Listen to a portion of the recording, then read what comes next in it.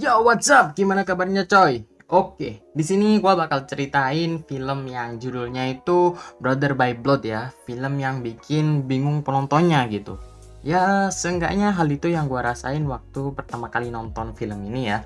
Mungkin kalian juga belum pernah nonton film ini ya. Dari judul emang keren sih, kayak gimana gitu. Tapi lain cerita kalau ditanya tentang alur cerita filmnya ya, yang sangat dipenuhi ketidakjelasan gitu. Tapi ya udahlah, lupakan aja, kita lanjut.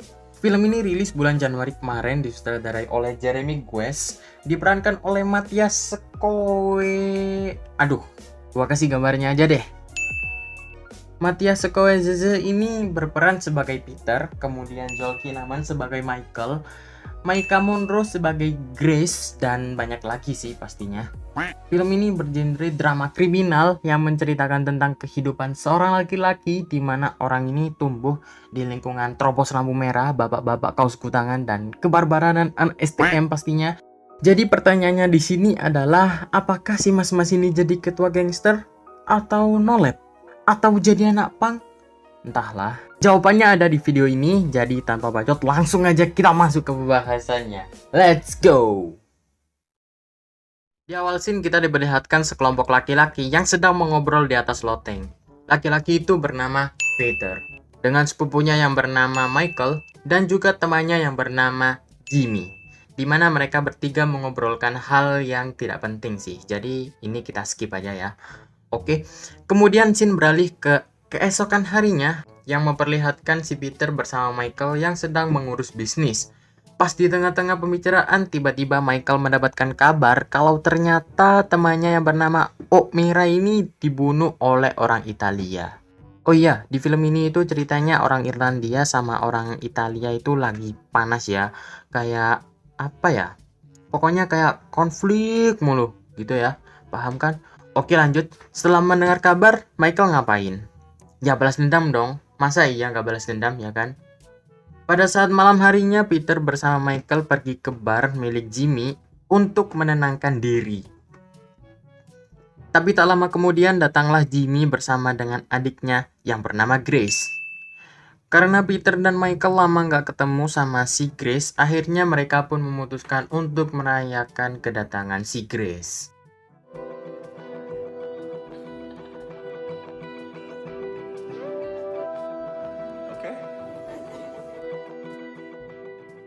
Setelah mabok ngefly dan ngelim, Peter pun pergi ke toilet. Dan saat di toilet, ia sempat mengobrol dengan si Jimmy, di mana Jimmy ini yang dalam keadaan gak sadar ya, keceplosan ngomong kalau dia minjem uang ke Michael. Nah, Peter yang tahu hal tersebut langsung memberi peringatan keras kepada Jimmy untuk segera melunasi hutangnya. Dari sini kita bakal bertanya-tanya ya, kenapa Peter langsung kasih peringatan keras ke Jimmy? Ada apa sama Michael kok sampai segitunya? Emangnya Michael ini orangnya kayak apa sih? Sifatnya juga kayak gimana? Kok sampai si Peter itu kayak gitu ya? Nanti kita bakalan tahu. Setelah beberapa saat, kita bakal diajak flashback ke masa lalunya si Peter, di mana kita dikasih tahu apa penyebab terjadinya konflik semua ini. Jadi awal dari semua kejadian ini adalah ketika kakaknya si Peter mengalami kecelakaan hingga membuatnya tewas. Dan parahnya lagi, ayahnya si Peter ini jadi kayak apa ya? Jadi gak bener lah pokoknya, marah-marah, terus mabuk, apalah segala macem. Sejak kematian kakaknya itu, kehidupan Peter jadi berbeda 180 derajat, di mana ia kurang mendapatkan perhatian. Sering mendengar kata-kata toksik, introvert, bahkan Peter ini sempat diajak minum amer. Wow, padahal dia masih bocil ya kan? Kasihan bocil-bocil tersesat anjir. Kemudian scene beralih ke zaman sekarang yang memperlihatkan Peter bersama Michael yang sedang membeli kuda. Nah, waktu beli kuda mereka sempat ngegosipin Jimmy, di mana si Michael sempat ngomong yang intinya itu Jimmy harus segera ngelunasin hutangnya karena si Jimmy sudah bisa cari uang sendiri ya. Kalau misal Jimmy nggak segera bayar, dia bakalan dibunuh sama si Michael gitu. Oke. Keesokan harinya, Peter yang sedang latihan tinju didatangi oleh si Michael, di mana tujuan si Michael datang ke sana adalah untuk mengadu anak buahnya dengan anak didik dari pelatih tinju yang bernama Ryan. Ya, Rian itu nama muridnya ya, sementara guru tinjunya ini bernama Carlos. Oke, lanjut. Setelah menentukan aturan untuk pertandingan, akhirnya kita diperlihatkan adegan yang bisa menghibur kita sebagai laki-laki sejati dengan diperlihatkannya pertarungan antara anak buah Michael versus Rian yang diikuti oleh musik bebas kopi cipta pastinya.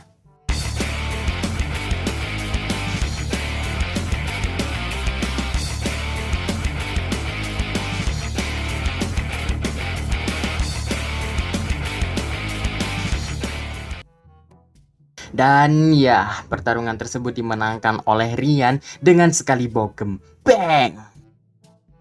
Setibanya di rumah, Peter mendapatkan telepon dari bos mafia yang bernama Bono. Pakai N bukan pakai D. Di mana si Bono ini ingin memberi tawaran ke Peter untuk menggantikan posisi si Michael, yang mana kita tahu kalau si Michael ini berpangkat menjadi seorang pemimpin di wilayahnya untuk sekarang tapi. Oke, jadi buat kalian yang belum paham, hah? Kalian? Emang ada yang nonton? Apa jangan-jangan gua ngomong sendirian ini? Tapi ya udahlah, lupakan saja. Oke, kita lanjut. Dari mana tadi? Oh, ini. Jadi buat kalian yang belum paham sama alur ceritanya, gua jelasin nih. Jadi gini, si Peter sama Michael ini itu orang Irlandia ya, yang mana mereka hidup dan berbisnis di kawasan orang Italia. Dan seperti yang gua bilang tadi di awal, kalau orang Irlandia itu lagi musuhan sama orang Italia. Nah, gara-gara hal itu mereka semua pengen saling menjatuhkan satu sama lain kecuali si Peter. Soalnya kan yang jadi bosnya kan sepupunya tuh, jadinya ya bodo amat gitu. Tapi di sisi lain Michael ini makin lama makin lama ya guys ya. Oke, lanjut.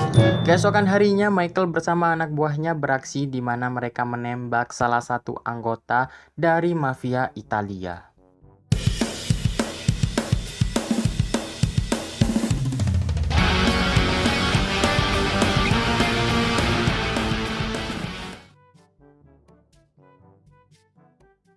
Udah sebentar doang, nggak puas kan?